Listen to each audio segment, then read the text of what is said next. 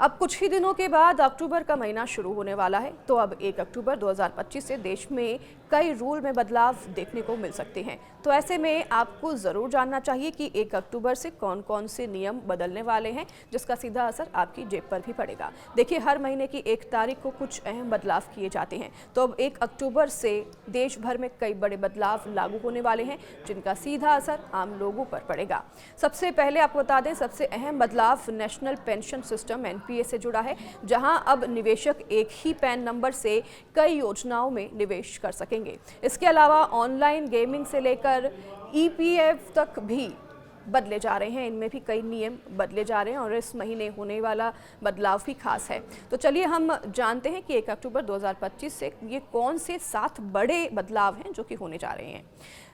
ये बड़े बदलाव के बारे में आपको बताते हैं इस वीडियो में। देखिए, हर महीने की तरह इस बार भी 1 अक्टूबर 2025 को एलपीजी सिलेंडर की कीमतों में बड़े बदलाव हो रहे हैं और चेंज देखने को मिल सकता है। पिछले महीने यहाँ एलपीजी गैस सिलेंडर में 1,631 रुपये 50 पैसे कम होकर अब वो 1,580 रुपये हो गए थे।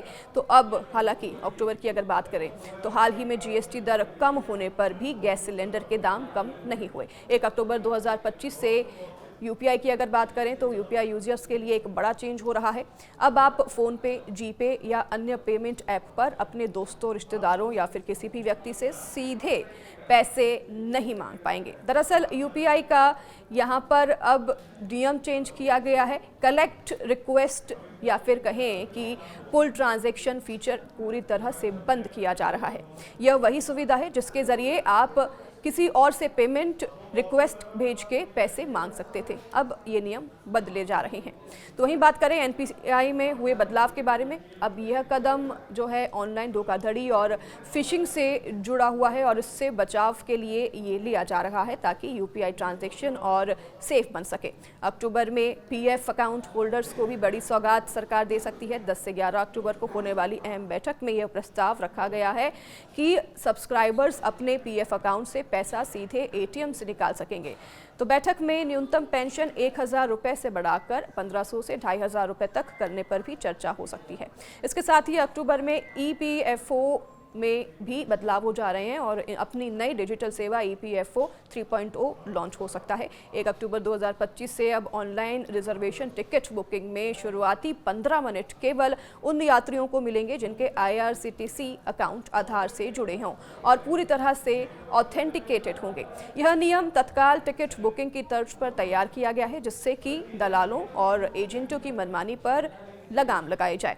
ऑनलाइन गेमिंग को लेकर भी कई बड़े बदलाव हो रहे हैं। ऑनलाइन गेमिंग की दुनिया में 1 अक्टूबर से ये बड़ा बदलाव होने जा रहा है कि नए नियम अब लागू होने से पहले सरकार ने गेमिंग कंपनियों, बैंकों और अन्य हितधारकों से चर्चा की गई थी, जिसमें राष्ट्रपति द्रौपदी मुर्मू पहले ही इस कानून को मंजूरी दे चुकी हैं। इन नियमों का मकसद ऑनलाइन गेमिंग को ज्यादा सुरक्षित और पारदर्शी बनाना है ताकि खिलाड़ियों को धोखाधड़ी से बचाया जा सके और कंपनियों पर भी सख्त निगरानी रखी जा सके। तो पेंशन फंड नियम में भी बदलाव हो रहे हैं। पेंशन फंड नियामक एवं विकास प्राधिकरण यानी कि पीएफआरडीए ने नेशनल पेंशन सिस्टम एनपीएस में बड़ा सुधार किया है, जो 1 अक्टूबर 2025 से लागू होने वाला है। इस सुधार को बता दें आपको कि मल्टीपल स्कीम फ्रेमवर्क नाम दिया गया है।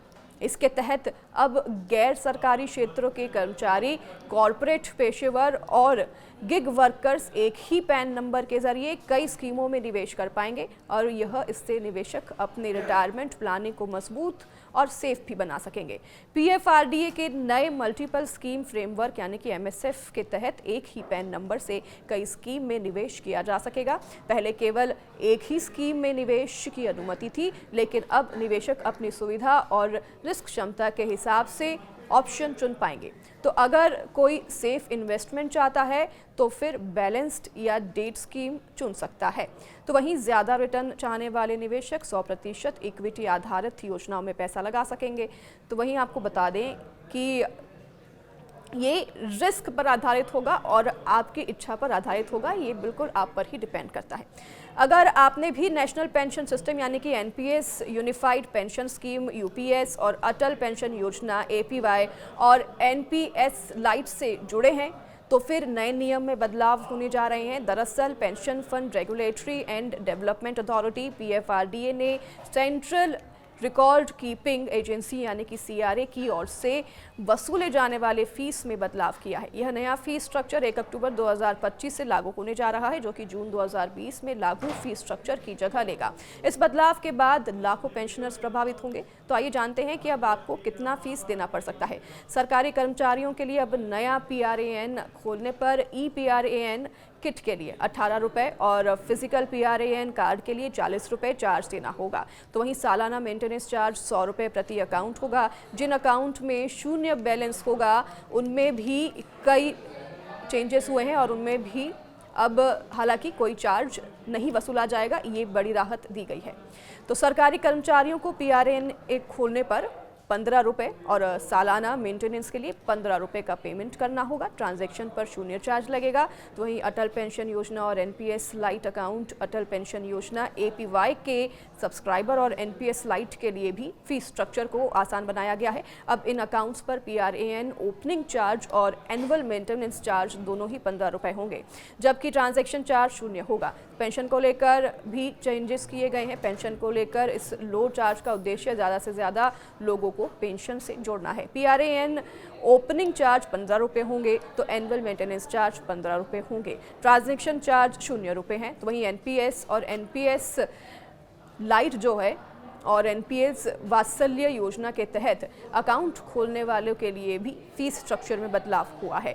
इन अकाउंट्स पर पीआरएएन खोलने पर ई पीआरएएन किट के लिए 18 रुपये और फिजिकल पीआरएएन कार्ड के लिए 40 रुपये का चार्ज देना होगा। तो यहाँ भी ट्रांजैक्शन चार्ज शून्य होगा। हालांकि सालाना मेंटेनेंस चार्ज कस्टमर्स के टियर 1 अकाउंट के बचे पैसे के आधार पर होगा। इस प्रकार से तय किया जाता है। और 1 लाख रुपए तक की शेष राशि के लिए 0 रुपये हैं। 1 लाख से 2 लाख रुपए के बीच शेष राशि के लिए 100 रुपये। तो वहीं आपको बता दें कि 2 लाख 1 रुपये से 10 लाख रुपए के बीच शेष राशि के लिए 150 रुपये हैं। अगर बात करें इसके ऊपर 10 लाख 1 रुपये से 25 लाख रुपए के बीच, तो इसमें शेष राशि के लिए 300 रुपये हैं। 25 लाख 1 रुपये से 50 लाख रुपए के बीच शेष राशि के लिए 400 रुपये देने होंगे। तो 50 लाख रुपए से अधिक शेष राशि के लिए 500 रुपये देने होंगे। तो वहीं आपको बता दें कि पीएफआरडीए ने कहा है कि ये दरें अब ऊपरी सीमा है, यानी कि क्रेडिट रेटिंग एजेंसियां सीआरए इससे ज़्यादा शुल्क नहीं ले सकती। हालांकि क्रेडिट रेटिंग एजेंसियों को अब कम या फिर बातचीत के जरिए शुल्क लेने की अनुमति है। हालांकि बशर्ते ये ठीक पहले वाले स्लैब की ऊपरी सीमा से कम ना हो। नियामक प्राधिकरण ने स्पष्ट किया है कि सीआरए द्वारा शुरू की गई किसी भी नई सेवा के लिए पूर्व अनुमोदन के अधीन बिना किसी अतिरिक्त शुल्क लेना भी अलाउड नहीं है। तो ये जो नए नियम हैं ये लागू हो रहे हैं, जो कि सीधा आपकी जेब पर असर डालेंगे। तो आप भी अगर पेंशन से जुड़े हुए हैं तो ये सभी बातें नोट कर लीजिए। पीएफआरडीए का लक्ष्य पेंशन योजनाओं को अधिक किफ़ायती, पारदर्शी और सुलभ बनाना है। तो साथ ही सरकारी और निजी क्षेत्र के ग्राहकों दोनों के लिए यहाँ पर लचीलापन प्रदान करना है, ताकि पूरी तरीके से प्रोसेस ट्रांसपेरेंट हो।